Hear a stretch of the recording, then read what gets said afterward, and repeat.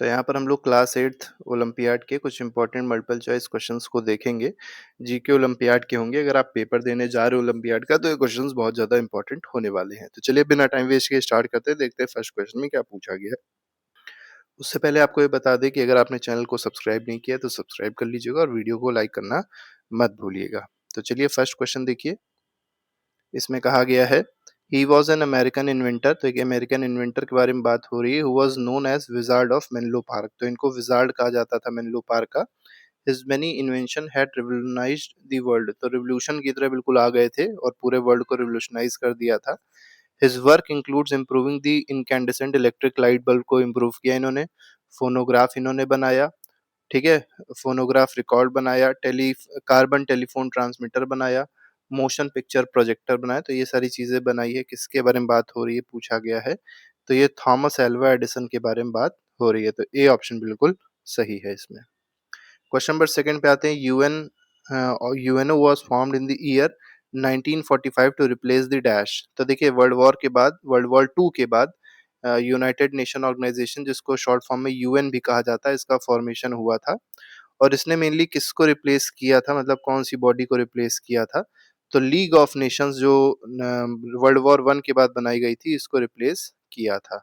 League of nation world war one के खत्म होने के बाद बनाई थी 1919 में, ठीक है। तो यहाँ पर सी ऑप्शन बिल्कुल सही है। Who is the author of book midnight children. तो बहुत इंपॉर्टेंट बुक है जिसका नाम मिडनाइट चिल्ड्रन है। इसके ऑथर कौन है, तो इसके ऑथर जो है सलमान रुश्दी हैं। तो यहाँ पर बी ऑप्शन बिल्कुल सही है, इंडियन है, ये याद रखिएगा। आगे बढ़ते हैं। Which one of the following is world's first solar powered airport. पहला एयरपोर्ट जो सोलर पावर्ड था, जिसको पूरी इलेक्ट्रिसिटी जो मिली है सोलर पावर से मिली है, वो कौन से एयरपोर्ट के बारे में बात हो रही है। कोचीन इंटरनेशनल एयरपोर्ट है। तो बी ऑप्शन बिल्कुल सही है। याद रखिएगा विश्व का है, इंडिया का ही नहीं है, वो पूरे वर्ल्ड का है पहला सोलर पावर्ड एयरपोर्ट। आगे बढ़ते हैं। Question number 5। Who was not included in axis power during the second world war. तो सेकेंड वर्ल्ड वॉर में आपको बताना है कौन सी ऐसी कंट्री है जो एक्सिस पावर्स की तरफ से नहीं लड़ रही थी, मतलब जो एक्सिस पावर नहीं थी। तो इटली हो गया, जापान हो गया, जर्मनी हो गया, ये सब एक ही साइड में थे, ठीक है। मतलब ये सब जो थे एक्सिस पावर थे। लेकिन इंग्लैंड हो गया, फ्रांस हो गया, रशिया हो गया, ठीक है, यूएस हो गया बाद में, तो ये सब एक्सिस की तरफ से नहीं लड़ रहे थे, इनके अगेंस्ट में लड़ रहे थे, ठीक है। तो यहाँ पर फिलहाल पूछा गया कौन एक्सिस नहीं था, कौन एक्सिस में नहीं था। तो बी इंग्लैंड नहीं था। आगे बढ़ेंगे, क्वेश्चन नंबर 6 देखेंगे। इसमें देखिए क्या कहा गया है।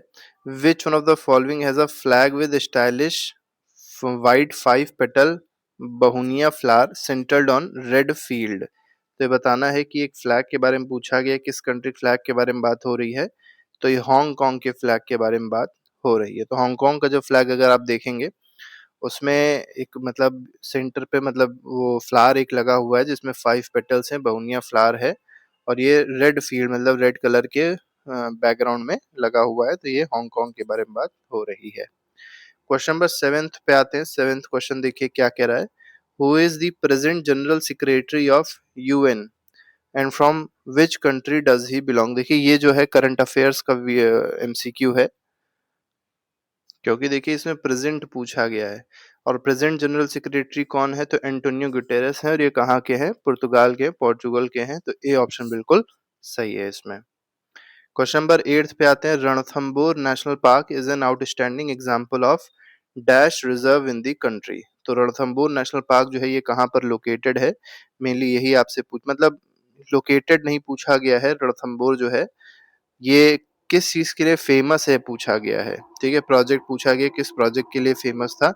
तो प्रोजेक्ट टाइगर के लिए है फेमस। तो 8th का बी ऑप्शन जो है वो सही हो जाएगा। चलिए कमेंट में आप लोग बताइएगा रणथंबोर नेशनल पार्क जो है ये किस स्टेट में लोकेटेड है इंडिया के, ये आप लोग कमेंट में जरूर बताइएगा। What was the original name of Bhabha atomic research centre, a premier agency for atomic research in India. तो एटॉमिक रिसर्च के लिए एक बहुत ही इंपॉर्टेंट एजेंसी है जिसका नाम भाभा एटॉमिक रिसर्च सेंटर है। ये कहाँ पे है, ट्रॉम्बे में है, महाराष्ट्र में। ट्रॉम्बे, बॉम्बे नहीं है, ट्रॉम्बे है, ठीक है।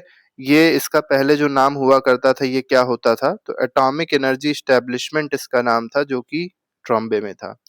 तो इसको पहले एटॉमिक एनर्जी स्टैब्लिशमेंट बोलते थे, अब इसका नाम बदल के क्या हो गया है, होमी जहांगीर भाभा को रिस्पेक्ट देने के लिए भाभा एटॉमिक रिसर्च सेंटर कर दिया गया है नाम। 10th क्वेश्चन पे आते हैं, आज का आखिरी सवाल है, which one of the following river flows through city of London? तो लंदन से इनमें से कौन सी रिवर फ्लो करती है? सबको ही पता होगा, थेम्स रिवर जो है ये लंदन से फ्लो करती है। अमेज़न कहाँ की रिवर है? साउथ अमेरिका की रिवर है और मेनली ब्राज़ील कंट्री में ये फ्लो करती है। टाइबर रिवर अगर आप देखेंगे तो ये एशिया की रिवर है, ठीक है? बाकी इसमें कोई मतलब नहीं है, तो सी ऑप्शन इसका सही हो जाएगा। तो इस तरीके से 10 क्वेश्चंस थे और इसके बाद प्लेलिस्ट लगी है, उसमें कई सारे और भी एमसीक्यूज़ हैं, सैंपल पेपर्स हैं जीके के, जिसको आप जाके देख सकते हो, अपना रिवीजन अच्छे से कर सकते हैं। अभी के लिए फिलहाल इतना ही। Thank you very much, good bye, Jai Hind.